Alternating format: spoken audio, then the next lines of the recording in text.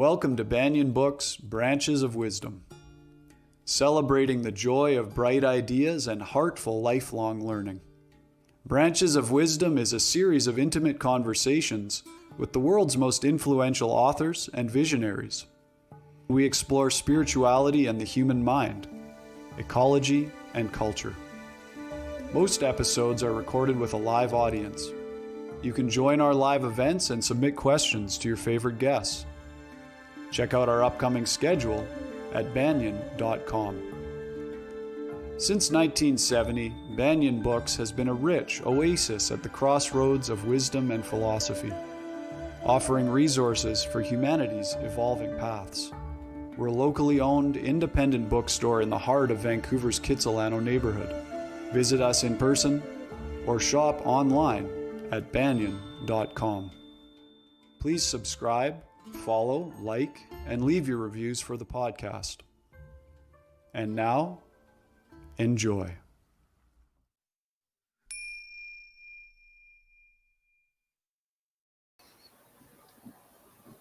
Hello, everybody. Welcome to Branches of Wisdom. I'm your host, Ross McKeechee, and I'm really delighted to be joining you today with our two special guests. I'll introduce both Helen Clements and Reverend Bodhi. Helen Clements is an author, performing artist, founder of World Dharma, and a former Buddhist monk in Burma, where he lived for nearly 4 years, training in Buddhist psychology and mindfulness meditation. He's the author of a number of books, including A Future to Believe in, Instinct for Freedom, A Revolution of the Spirit, The Voice of Hope, Conversations with Aung San Suu Kyi, and a new children's book, Tonight I Met a Deva, An Angel of Love. Helen's books and work have been endorsed by 8 Nobel Peace laureates, including the Dalai Lama, in addition to Dr. Vandana Shiva, Dr. Helen Caldicott, Joanna Macy, Derrick Jensen, and former U.S. President Jimmy Carter, along with numerous others. Helen has been interviewed for Nightline, CBS, CBC Canada, BBC, the New York Times, Time and Newsweek magazines, and many other media sources worldwide. He is also presented to such organizations as Mikhail Gorbachev's State of the World Forum, the United Nations Association of San Francisco, and delivered a keynote at the John Ford Theatre for Amnesty International's 30th year anniversary. If you'd like to learn more about Helen Clements and his work, please visit his website at www.allenclements.com. Reverend Bodhi is an ordained interfaith minister and teacher in the Sufi lineage of Samuel Lewis and Hazrat Inayat Khan.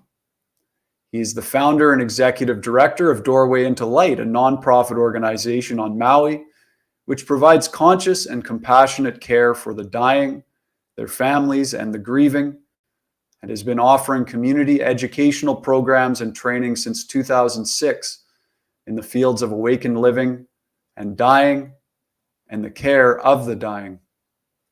He has trained hundreds of doctors, nurses, hospice staff, social workers, ministers, chaplains, therapists, artists, and lay people in the spiritual, psychological, emotional, and logistical care of the dying and care of the dead, and for 4 years has taken dozens through a certification program for death doulas. Doorway into Light operates Hawaii's only nonprofit certified green funeral home and a storefront on Maui called the Death Store, an educational resource center and store providing support and counsel on a donation basis. Reverend Bodhi also hosts a weekly streaming radio show titled Death Tracks. If you'd like to learn more about him and his work, please visit either doorwayintolight.org or ipuka.org, IPUKA.org. Tonight, these two special guests are here in conversation with Banyan Books about this book, a collaboration called Facing Death, a conversation with Reverend Bodhi. It's difficult to summarize this book in my own words and do it justice, so I'm going to let our guests give you context for our conversation tonight. So Banyan community, please join me in a very warm welcome for Alan Clements and Reverend Bodhi B. Hello and welcome to you both. Thank you for being here.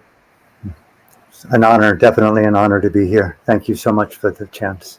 Yeah, thank you, Russ. So just to give our audience context, for those who may not know the origins of this conversation between the two of you, maybe Alan, to begin with, can you give our audience context and understanding for what led to this conversation between the two of you, which you called Facing Death? I will. I'm honored to give that. In short, April 2021, I was diagnosed with a fatal heart disease in Los Angeles, a severely enlarged aortic aneurysm that was ready to burst with a 50-50 chance of dying any second. I canceled 3 surgeries, came to Hawaii to essentially get the substances to take my own life, because Hawaii is one of 4 states with the right to die with dignity. And after a rigorous process was granted, that was in hospice. And I decided to go into deep retreat. And in that deep retreat, I transformed my grief, my despair somewhat into a radiant, beautiful state of mind using psychedelics and meditation.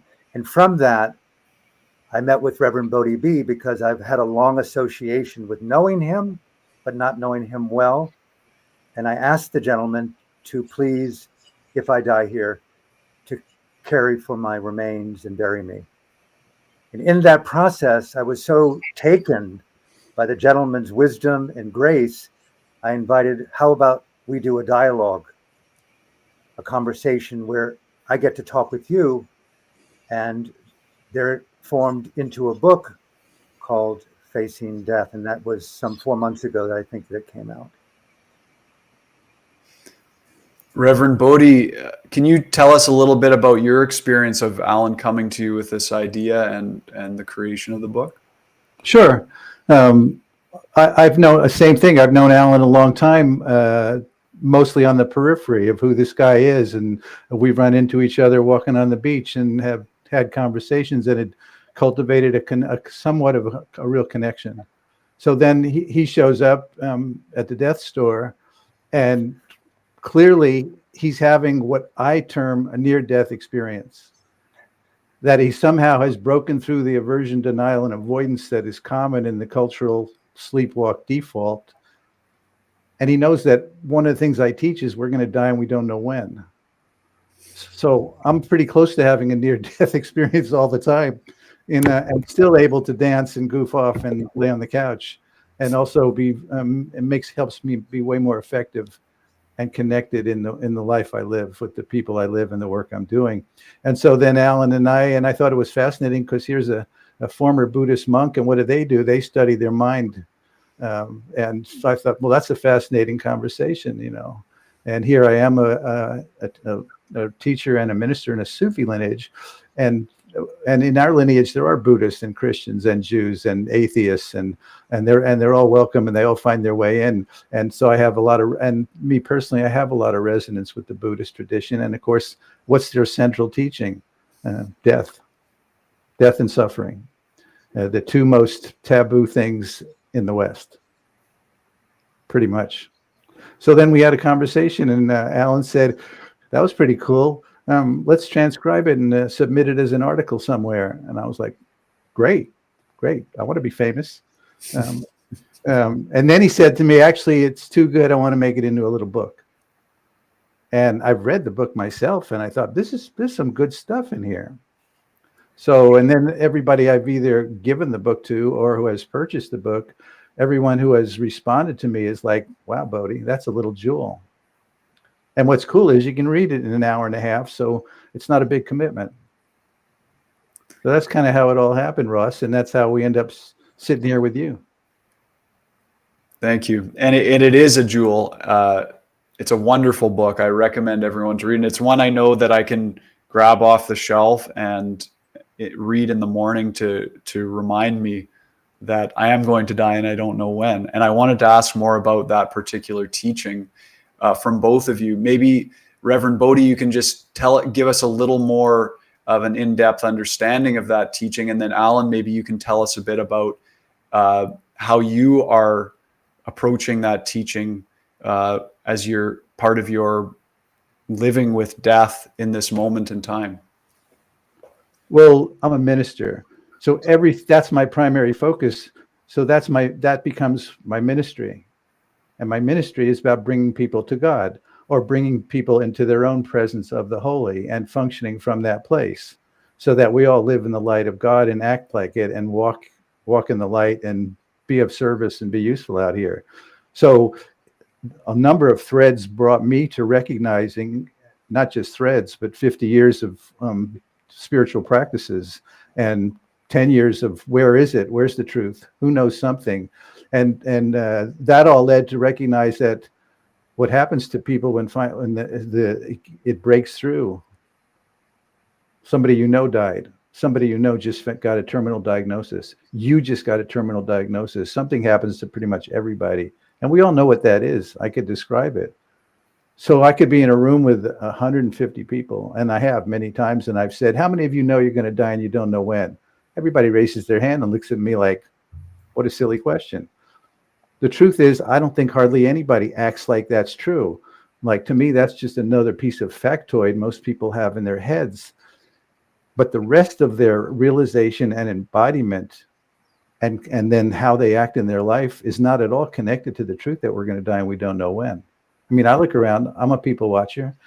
Doesn't look to me like people are acting in that truth. It doesn't mean you're walking on this tight little razor edge of, oh, I'm going to die today, I'm going to die today, but I'll tell you, it brings tremendous more presence to my life, where I'm I'm much more efforting at fully showing up in every moment, in every interaction with somebody in front of me.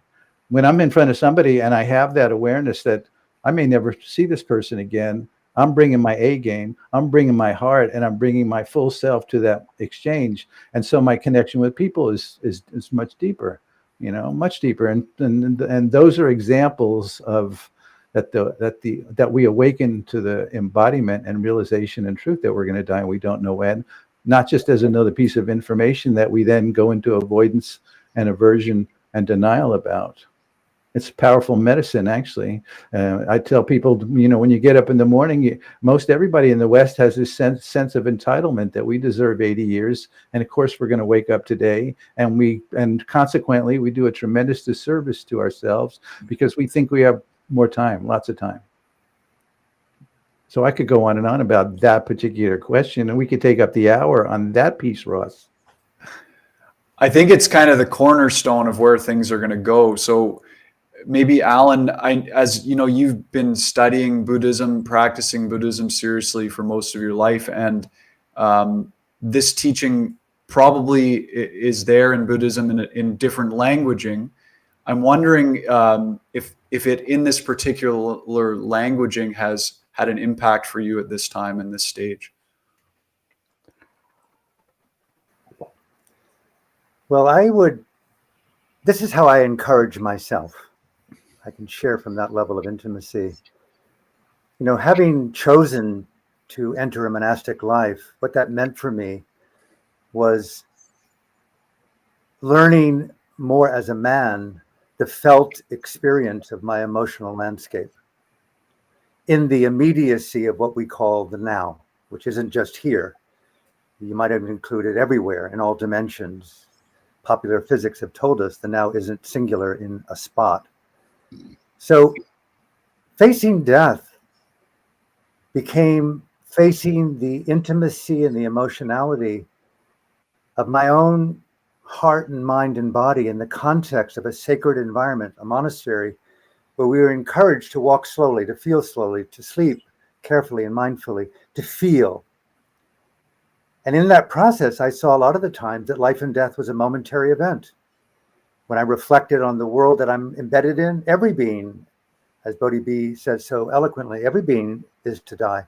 No one gets out alive. And it's created by the intimacy of the moment. Galaxies are forming and disappearing as we speak. Superstring theory has shown us dimensionality. And so for me, a lot of what I'm dealing with today in my own diagnosis and the prognosis of this aneurysm is no different than what I think women know intrinsically, the sacred divine, the feminine divine, the sacred feminine, to feel without objectification, pushing away, and live in the most radiant open-heartedness, as Bodhi just said, of being in the most full presence with yourself and who you're with in the context that you're living. And I know it sounds a little bit cliched, but the sentence, so to speak, of the immediacy of death based upon a prognosis by the medical community impacted me for several months and still does. But for the most part, when I'm gathering my heart and emotions, it's about the quality of communion with myself when I walk, talk, sleep, rest, and primarily in context with those few people, the goddesses and gods, the men and women that I choose to associate with. And what am I doing there that enacts my dignity, my integrity, my purpose, my immediacy? As Bodhi said, this could be the first and last encounter with this person and yourself. And I'll end here in a monastery, not unlike what I'm saying to myself the last several months. We were encouraged not only to be mindful of the phenomena of being, but to remember deep in our heart the instinctual, intuitive truth, the wisdom truth. In breath, neither wish to live nor fear dying, feel the landscape of an unvarnished presence. And I will say, to Bodhi's credit, he's very much helped me, and it's very much throughout the book we've co-authored, to include and include and include that too, which as a Buddhist, normally it's an exchange of overcoming, a very patriarchal model, whereas from what I'm feeling more in the feminine school of the sacred, and I gather from Bodhi as well, in the Sufi school, the capacity to include and not vilify or divide the soul or the heart by making things good and bad, especially despair or anxiety, and more intimately, the process of grieving. So in other words, the artful practice of saturation, just pure feeling, and trying to sanctify that on the terms of your own integrity, your uniqueness. I would call it your own feminine wisdom. Thank you. It reminds me of one of the sort of key moments I feel like in the conversation in this book. One of many key moments is when you're discussing the sort of holding of the paradox of ultimate reality and relative reality. And Reverend Bodhi, you talk about, having, so I think you might have used the term extinguished the idea of both as being separate things. And I'm wondering if you can give us some pointers around, holding this paradox of the idea of death being a very real thing in relative reality, and in ultimate reality, it being the reality of no death. How do we approach that in a very skillful way in our own lives? Well, there's a great question. People come up to me and go, "Don't you know there's no death?" I go, "Absolutely. I actually know that more and more. But what I know completely viscerally is that there is death, and I see it, and I'm around it, and I know what it looks like, and I know what happens. So they're both exactly true. And no, I no longer. I used to think the absolute reality was any more true or real than the relative reality, and now I don't see anyone as being more real or more truthful or a higher realization. To me, the most awakened state is full of grief and brokenheartedness, and the spiritual override notion that if we were spiritually enough, we wouldn't get sad. And I think we've done a tremendous service to us as a people who've taken that to as some kind of belief or concept. And to me, it's nonsense. Even the notion of I'm not my body, which I thought for a long time, I'm not my body. When I die, I leave my body. My experience now is that the holiness is present in every square inch of space. including everything inside of me, including all my cells and my blood and my bones. So why would I say I'm everything and then disown this beautiful temple being that is me? That is the way the holiness expresses itself through this personality, through this ego, So now I just say I'm not just my body. And, when we go to pick up a body at a home, someone who's died, oftentimes the first question I ask the family is that Robert, or is that Robert's body? And I don't always get the same answer. And I absolutely respect and totally honor and get that both of those can be true. So, you ask a big question. I don't even remember where it started because, I know where I want to go with that. In caring for a dying person, how do you hold both those truths, that there is death and there is no death, right? And this is a big piece I teach about, because on the surface, here's this story playing out. Somebody is dying. Somebody is having maybe a really difficult time, full of suffering, maybe tremendous amount of pain, right? How do you respond to that? And at the same time, recognize that someone's inside of a burning house that's burning down, but they're in there, and whether they're connected to what's in there or not, if you're connected to that in you, you can connect to that in that person and help that person make a connection to that place that's sitting back there waiting for somebody to see them as something other than a dying person. You get that? So that's one of the rubber meets the road places. How do you work in both those worlds? I lead memorials now, and some of them are absolutely tragic, absolutely horrific. And I don't know why things happen. I don't know what levels are playing out or why that guy on the bicycle met that guy in the truck at that very moment, after who knows how many lifetimes of who knows. But I don't override the fact that, man, this sucks, and when I get it, why all of our hearts are on the ground, and I want to support everyone right here to mourn together. I could take this. I get often asked to lead a celebration of life. To me, a celebration of life is what we just did for a friend before he died. People got up and just appreciated and acknowledged and just loved him, right? At a memorial, celebration of life, even the words, a celebration of life, were there because somebody died, or whatever you want to call it.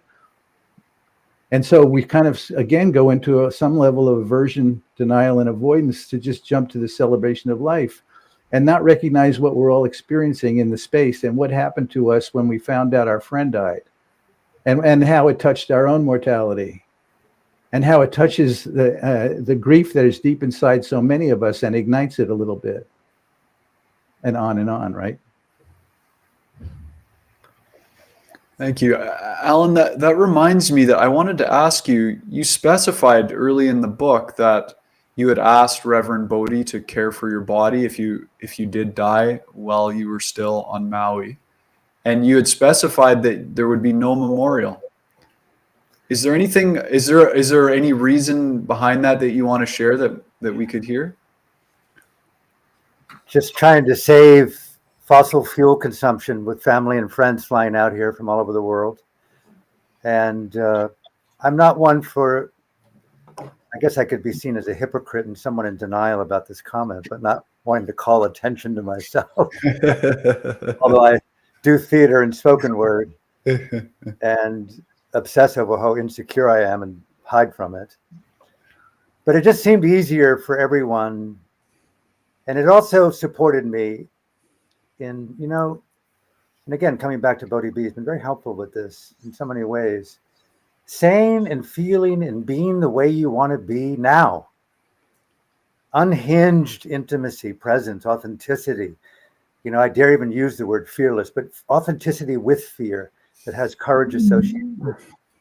And so at the end of the day, Alan's already said it. We don't have to have it again, So I want to make peace and love with everyone in my life, including enemies or people I've hurt.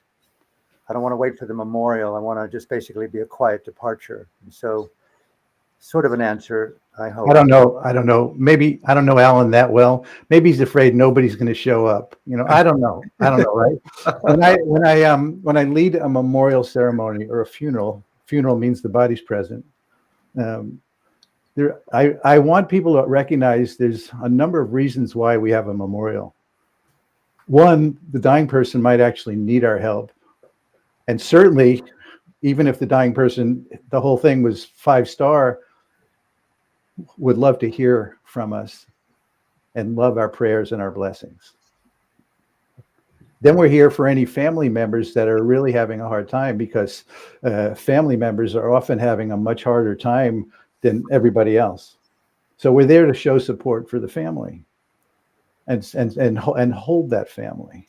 Good plan. I'll change it in the will to a virtual one then. And then the third reason is for all of us, because again, when we're at a memorial, to one degree or another, we're all having what I call the near-death experience. We all of a sudden, death has broken through the mire of information and pierced our armor of protection for our sensitive beings, and something has touched us, and that's why we're at this memorial. And everybody's in that space, and that's a very potent space for everyone to shift, turn the steering wheel a half an inch and end up in a completely different place. It's a very potent place, right? It's about death. And that's the biggest taboo thing there is. And so to focus on it together in community, where we acknowledge together what we're feeling and what we're going through, tremendously potent. I love being asked to lead memorials and funerals. I get asked to lead a wedding now, which I used to lead. I used to facilitate a lot of weddings, and a wedding's kind of this fun cruise thing compared to holding the space of 400 people after their favorite friend and chiropractor got run over on his bicycle, for example, and his beautiful wife and 3 daughters are right there crying away. And then, what a powerful path. I pray about it myself. Please God, please holiness. I can't do this without your help here. And and basically it's about being real and helping everybody get real about what's really up and break through this cultural sleepwalk and denial and aversion and avoidance that is built in. I was talking the other day, I recorded something about, well, how did death turn into the bad guy? It's had such lousy PR for so long. How did that come about? People, you think people that grew up in nature saw death everywhere. So it just made sense. And I don't know what happened. We moved to the cities and we don't see the stars and we don't see animals or farms. And now death we see is people on the street. And then the religions, of course, have used it to their benefit to frighten us and control us. Again, I could go on and on about all of the threads that play into how death became the bad guy. Even Elizabeth Kubler-Ross's thing is her 4th stage on her process, which I don't really subscribe to, is about acceptance. Can't we get to the next stage of loving the truth that death is part of the story, that a healthy life includes its death? That when Albert Einstein said it's either all a miracle or none of it's a miracle, that it was a choice. And I've tried both of those, and life is way more fun to adapt that life it's all a miracle. So is death part of the miracle? That's interesting you bring that up. Post-monastic life, it led me to a more provocative choice-making behavior to be in more complex contexts. I was terrified of America before I left and became a monk. I left Los Angeles, where I was just dealing with multiple addictions and disconnect, successful as I was as an artist. Post-monastic life, I had a grace period of several years leading retreats that were asked of me. But I have to be very frank about that. It led me to a kind of double life. I've written about it in books, even at times a triple life. And I was teaching things and saying things that were different than how I was living. And I had the good sense in therapy and friends, and I was in MDMA therapy at the time, and began to point that out in me. And I stopped all teaching. And the point of it is that I went into, unbeknownst to me, areas of extreme conflict, war zones, and areas of genocide. As many people know, Burma became the killing fields of South Asia after Pol Pot in Cambodia. My first book in 1989 was called Burma, the Next Killing Fields. And that was after several months in these apocalyptic jungles near Thailand, firsthand witnessing death and genocide and rape up close. And it broke my heart. to see these types of situations. That led me to Bosnia during the war, and Yugoslavia and Croatia during their three-way genocide. And by way of saying that, to state the obvious, death is everywhere. But very few of us really recognize that on this planet, the forms of death, the forms of suffering are so complex.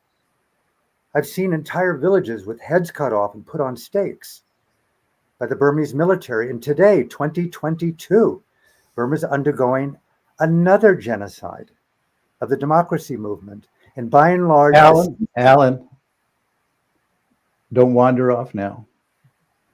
Please. If Ross isn't going to ask you to come back, I will, okay? Not when I'm talking about one of my best friends, and I'll stop in 30 seconds, I promise. But Burma is largely lost, with Aung San Suu Kyi in hard labor and thousands of other civilian democratic leaders essentially undergoing death and rape and starvation in the prisons, by way of saying that, yes, we're all going to die. We don't know when, but at the same time, you may not know how you're going to die. And so there's a lot to be unpacked in this issue of mortality, death, suffering, and discontinuity. And I would encourage everyone in the spiritual world, not only live your dream, but live in greater compassion and empathy. Take risks. I'll say one more thing, though, about Alan's memorial or no memorial, because people are going to want to gather for some connection when Alan dies. People who love Alan, people who care for Alan are going to want to have community time to be together. I would bet that's true. Well, Bodhi B, thank you for speaking up for my depth of being. You know, one of my hesitations is I have not lived in a community outside of a monastery, and briefly in Vancouver because of my daughter. And I've traveled the world for nearly 40 years. It's drawing upon a colossal economic footprint for people to make that decision to come to Maui. So I'm all over a modest memorial. I'll put it in my will. At the same time, really encourage people, save your monies, save the fossil fuels, save the future of the earth, stay at home and watch it on video. Put that in your will, Alan, that you're open to having a memorial, but not for anybody that gets on an airplane. There you go. Thank you for being so concise, Bodhi. You know, this brings me to a question about the question of what's left undone that comes up in the book. And Alan, it's very clear in the book and what you're saying now that when you reflected on your life, you asked, you know, well, now what? You're living with the knowledge that you could die any day. And you asked this question, now what? And you said, you know, it's not, you didn't live a life where you left all sorts of things undone that you wanted to accomplish, or, you know, where you had all these, a mess of relationships behind you that were unresolved. But what it seems like is that it's really important to you to leave some kind of a legacy that will contribute to some kind of restoration of the planet, some sort of understanding about how we need to go forward for generations to come. Can you speak a little bit to that? I will. Thank you. It's a very intimate question. It's felt on a very intimate level in my body. You know, the last book, or it may have been just before Facing Death, was a book I wrote for my daughter for the children and for the future of life on our planet, called Tonight I Met a Deva, an Angel of Love. And I was blessed by His Holiness the Dalai Lama that he wrote a foreword to it. I have this very deep feeling in my heart for the embryo in all of life that's birthing, rebirthing, the children, the animals, the trees. What Bodhi B said so eloquently earlier, just every part of this ambient world and this ecosystem of consciousness and biology and heart and flesh and fluids and ocean and light, and, you know, just feeling this deep interrelated largeness. I really feel that for me, a large part of my raison d'etre, my real reason to be, has been cultivating something off of my own process alone, which led me down the open-hearted road of a more inclusive Dharma. of compassion, of empathy, not that I'm very good at it, but also about relationship and interrelatedness, which are founded very intimately in Desmond Tutu, who introduced me to the concept Ubuntu. I use the phrase eroticized Ubuntu. I cannot be who I am without you. Your freedom and mine are interconnected. And that means the future of life in all dimensions, in all places.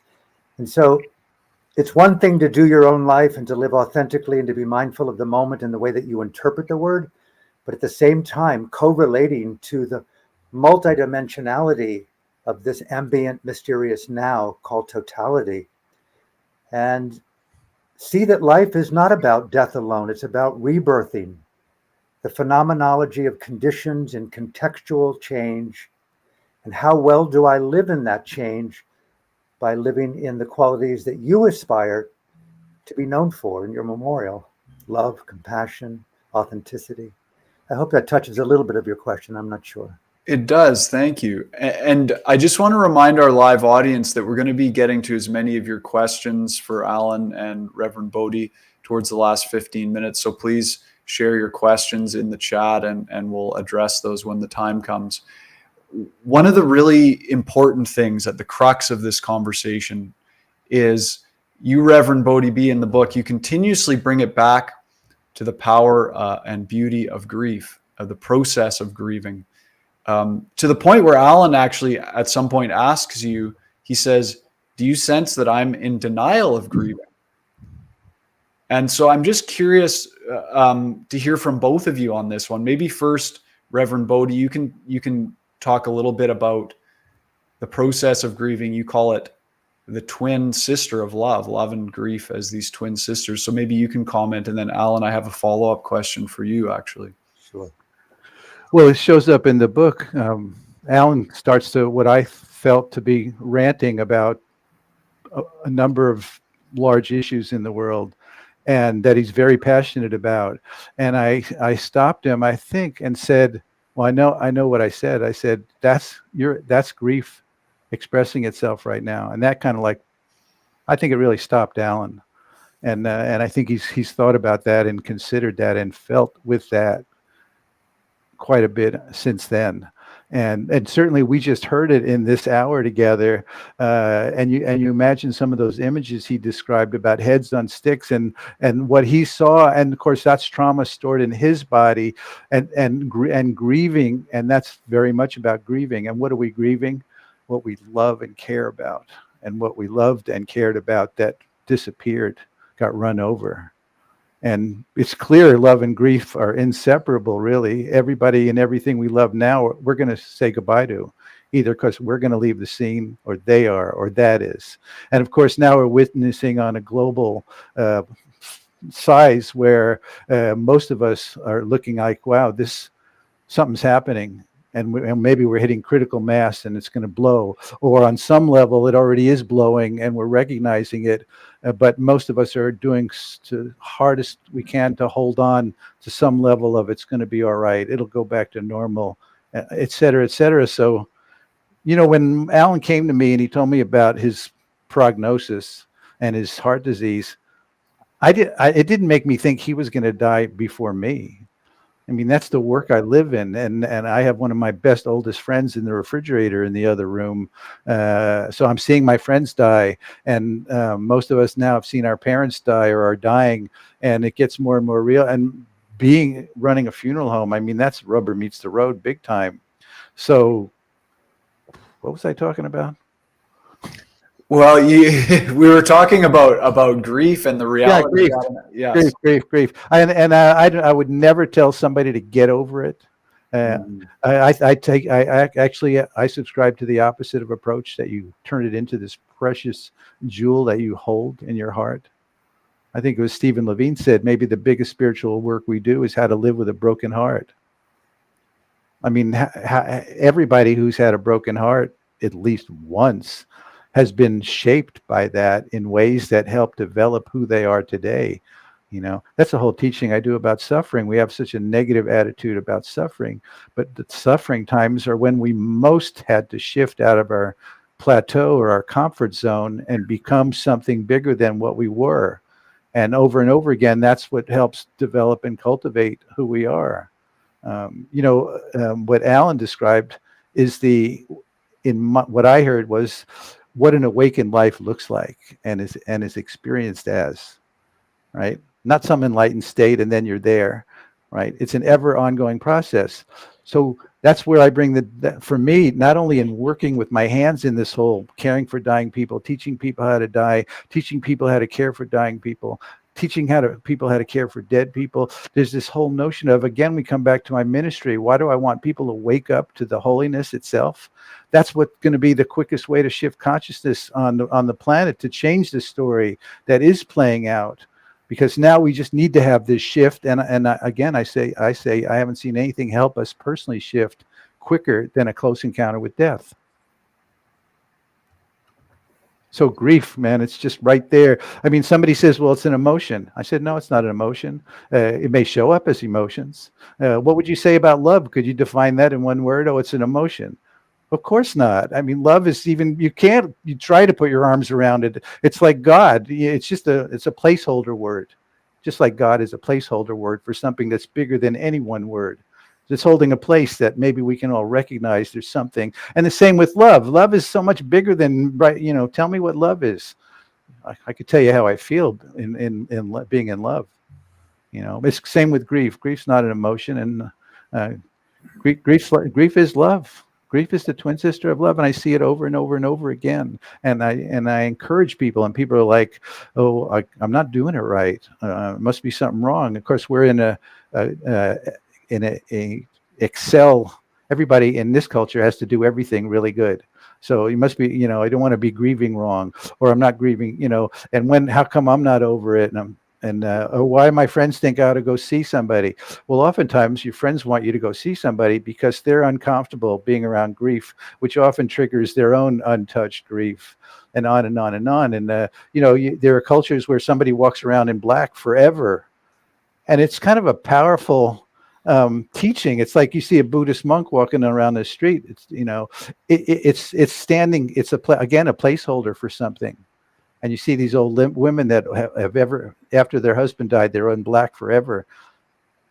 And they might not be miserable people at all, but they become placeholders that death is present.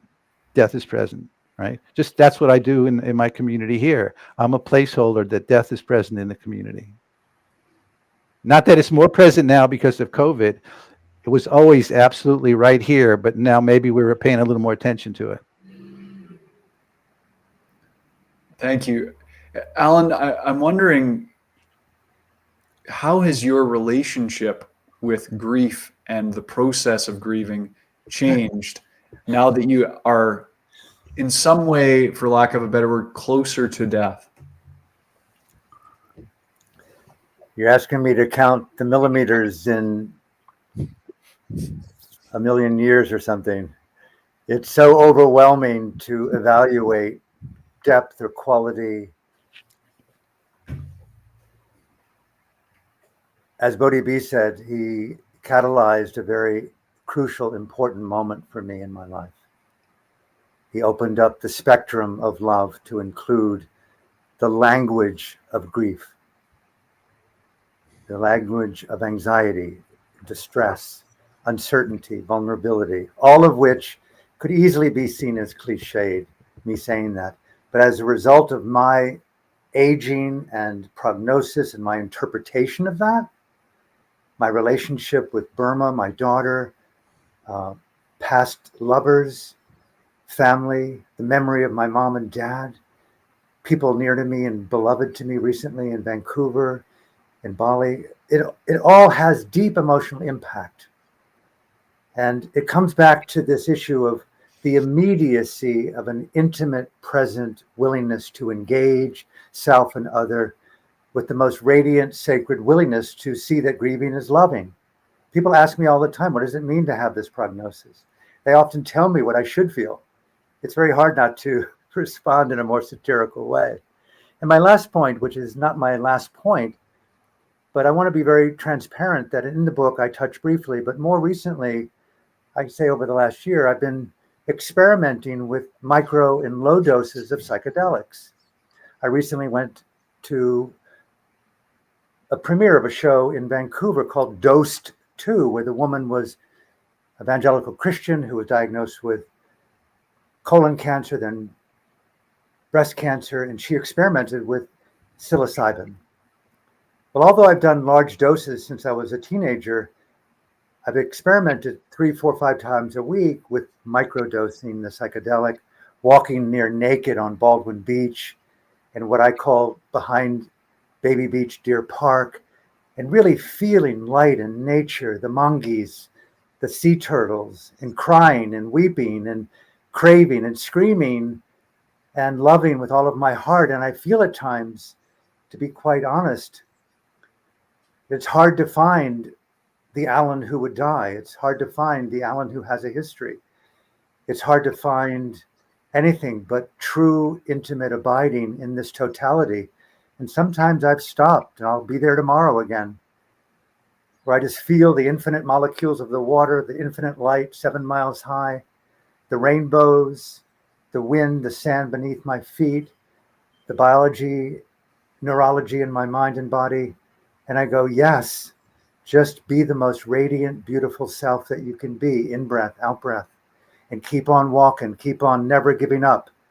As my best friend who died, Robert Chardoff, who did all the Rocky movies, Alan, never give up. I married he and his wife.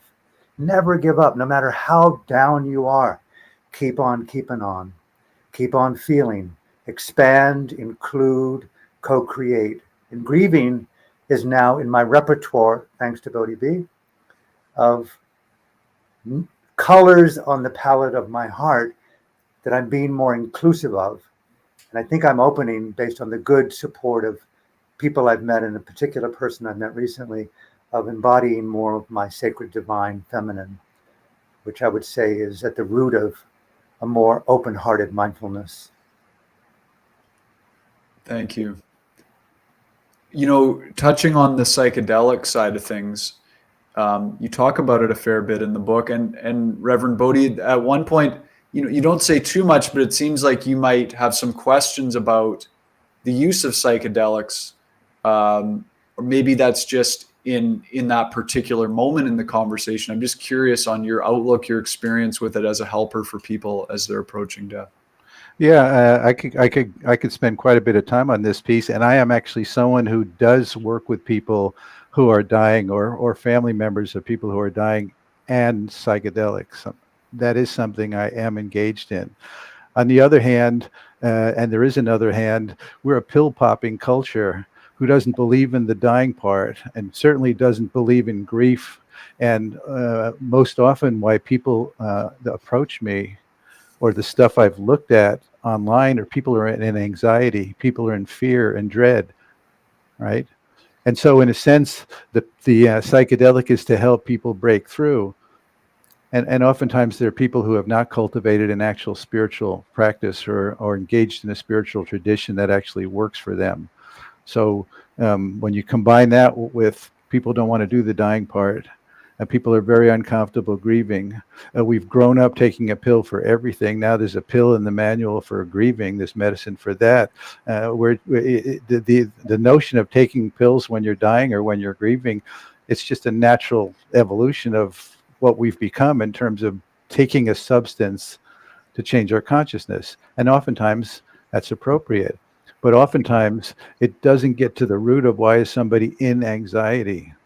And I remember going to a hospice meeting. I was part of this consulting group, and they were talking about the medicine they gave to this person who was dying, who was in depression.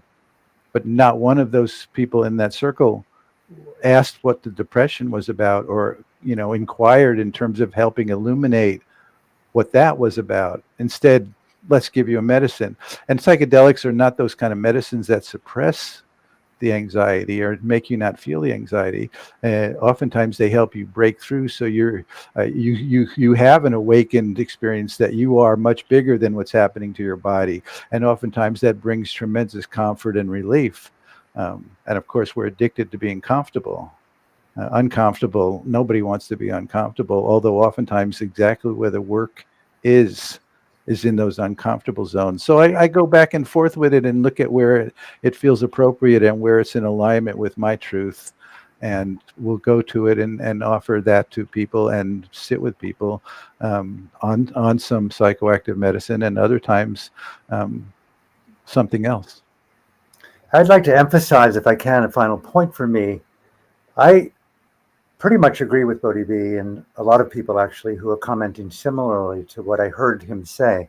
This is why I'm very diligent about low dosing and microdosing these substances, so there isn't a reliance on the substance creating the experience.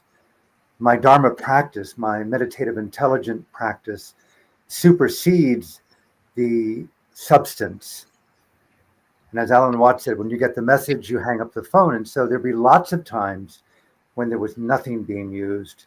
And I would find equal luminosity and then play creatively with smaller and smaller doses, and primarily live and breathe somewhat naked if I can. One of the benefits of being in Hawaii, in nature, in the radiance of light, and just really playing mindfully and intimately within the realm of your own unique expression of a spiritual, I dare use the word spiritual, psychological, emotional presence, not so much a practice, a presence to include. And I really want to emphasize my practice, my method today is to include, feel, know, evolve, and creatively expand, whatever it may be. Grief, fear, love, kindness, empathy, the palette of different emotions, different states of mind. How do I engage them? Using very low doses of psychedelics occasionally, so there's not a reliance on the big experience to transform the anxiety. There has been no big experience I've seen, even with the most practiced monks and nuns in Burma, where they transform and obliterate grief, anger, fear. It's there and it's going to be there, as Bodhi B says so well. It's going to be there until, well, we all know we're going to die, but we don't know when. So include, feel, saturate, evolve, create your emotional, psychic body. Thank you. Now, this actually leads us into a good question from someone in our audience named Sarah. We've touched on the psychedelic side of things. Sarah's question is, are there rituals around death and grieving that you have found to be especially useful that perhaps attendees could integrate into our own lives? I lead grief rituals, and it's a very simple, poignant, and very powerful. And nobody's required to do anything. But again, we're talking about what happens when community gathers. You know, if we only get together when we're having a good time and we want to party and celebrate something, we're not really cultivating what deep community really means. So when we gather in community, and community could be 3 people and it could be 100 people, to touch on where it's hurting, for example, and we bear witness and we fully listen and hold space and bear witness for somebody to speak their truth, knowing that they are actually being listened to and being honored and respected and blessed and not judged or opinionated. That is powerful. So that's one answer to your question. The other answer is to, like, I'm out there as a proponent of, if you're not grieving, you're not paying attention. I mean, that's just on what's happening in the world, never mind on the political scene or the economic scene or the poverty or the Burma or the, you know, on and on and on, or what's in Florida today, et cetera, right? And not to mention our own personal grief over loss. We've never been given permission, either by others or by ourselves, to grieve and honor what the feelings we have in having lost something or someone. Then you bring in ancestral grief that never got grieved, and there's a lot of story out there that says we have to grieve that. And of course, the way it's playing out now, in part, is this whole notion of, do we teach critical race theory, which has to be told, right? There has to be this whole blah. We have to come clean around the whole thing, and all now the resistance to coming clean about it. But of course, that's where the real healing is, in the truth telling and owning up to all of it. That we wiped out all the forests, then we wiped out all the natives, then we brought in other natives to do all the work for us. On and we're all grieving that. I mean, for a long time, I felt how I was grieving being a man, because so much that's happened in the world has been perpetrated. All the rape and pillage has predominantly happened by men. And I felt tremendous shame. And the difference between shame and grief is that grief is an empowering place to be. Shame is a very disempowering place to be. And I had to recognize that grief was where I wanted to be with it. And so I grieve not only what men have done, but white men. And then I grieve about being a human and what humans have done to the rest of creation that has at least as much right to be here as we are, and how much space has to get out of the way for us to do what we're doing and what we are doing. So, the grief thing is like, wow, there's so much power and empowerment and community building in that. So I think I touched on your question. Definitely.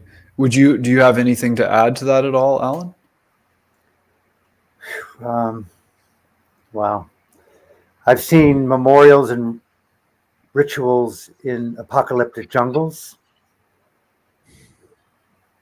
where people reflect and become empowered on a more courageous willingness to engage the so-called enemy with fearless revolutionary fight. I've seen my teacher, Seda U Pandita, lead a ritual for my preceptor as a monk, the late Venerable Mahasi Sayadaw, one of the first people to bring mindfulness out of the monastic form and teach it worldwide. 250,000 people gathered where he was being cremated in Rangoon, and we sat in silence. And after about 20 or 30 minutes, encouraged to feel our own breath, every breath. There's no guarantee there'll be another in-breath or an out-breath. To really feel this, what they call in Buddhism, anicca, the impermanence, the sea of evanescence. And he, at the end, he just simply chanted a very ancient line attributed to the Buddha. He goes, anicca vata sankara, upadavaya damino, upatichawa nirujanti, te sambupasamo sukho. And they repeated that 3 times, and it simply means the most complex truth that's in our heart and face all the time. All things in this totality that we're embedded is conditioned and subject to change, impermanence. Try to hold on to it and you will suffer. And there's a very fine line there between engagement and reality. And that's what Bodhi was talking about earlier, about really minimizing that gap and creating that holiness that he spoke about so beautifully. And so the audience for 5 minutes chanted, we see that all things change in this totality that we're embedded. To understand that truth on a felt level is to live in the highest authenticity, wisdom, and I dare use the word happiness. And that was the ceremony, that was the ritual. And everyone went home and continued the wisdom in their own unique way. Thank you. We're just getting to the end of our time here. I want to remind everybody we've been speaking with Alan Clements and Reverend Bodhi about their book, their conversation together called Facing Death, a conversation with Reverend Bodhi. Of course, it's available on our website, banyan.com, or you can visit Banyan in person any day of the week in Vancouver, BC. We've got it available at our store right here at the Death Store. So come on over to Maui, check out what we're doing. You can actually get me and Alan to sit down and talk to each other. We have fun doing that. But come to Maui. The books are right here in our little store. Wonderful. Any closing thoughts from either of you before we say our goodbyes? I could share something short.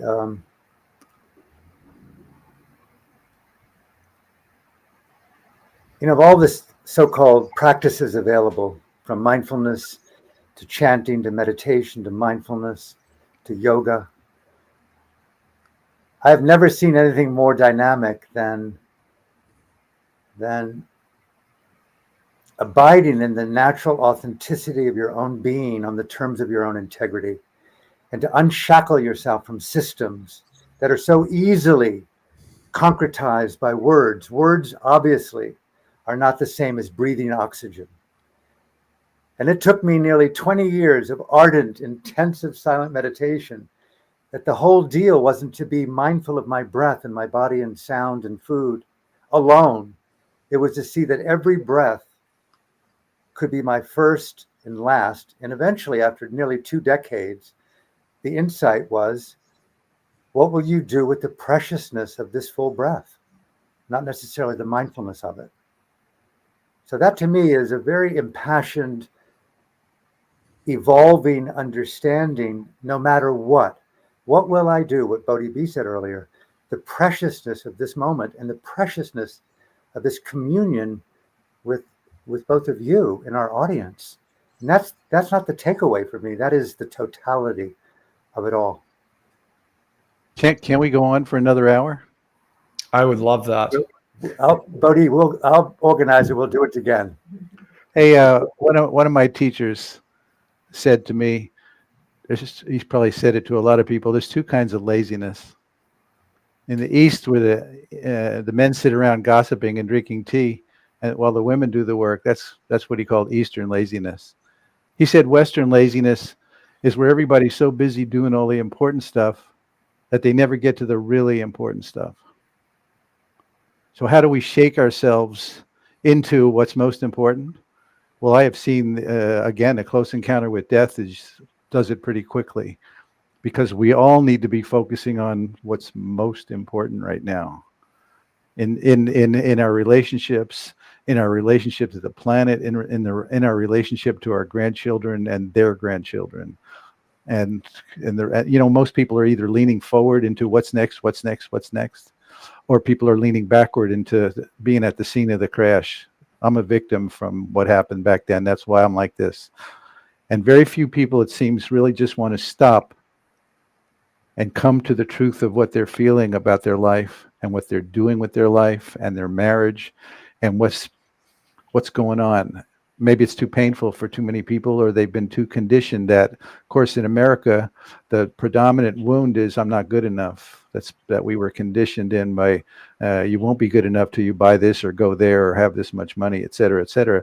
That's the primary. Well, I say that's the secondary wound, because the Sufis would say the primary wound is our separation from the holy, that we think somehow we're not part of the holy.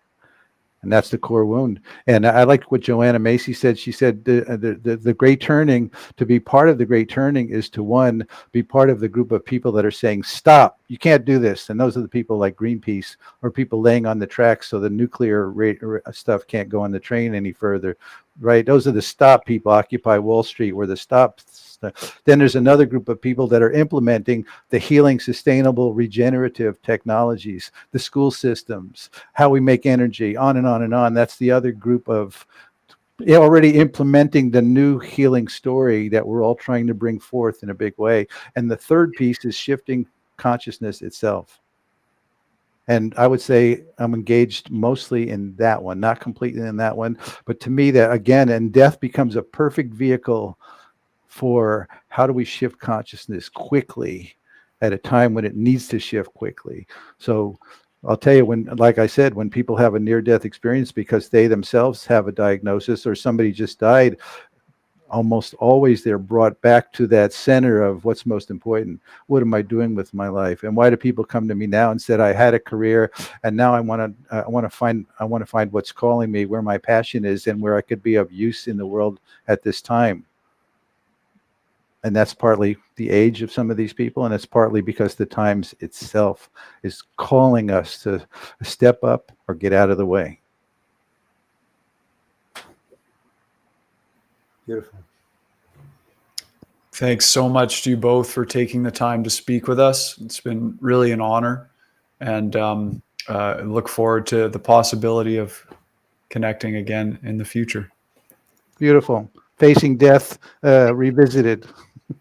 Yes. Facing death over and over. You can see why I chose to have a conversation with the Reverend. This book is primarily a way to illuminate this man's amazing work at the death store and in his life on many, many different cities now. and may it proliferate around the globe for generations to come. Thank you, and thank everyone at Banyan. And from my heart to all of the listeners, thank you for being a part of this process and my life as well. Thank you, thank you, thank you. Yeah, big thank you all the way.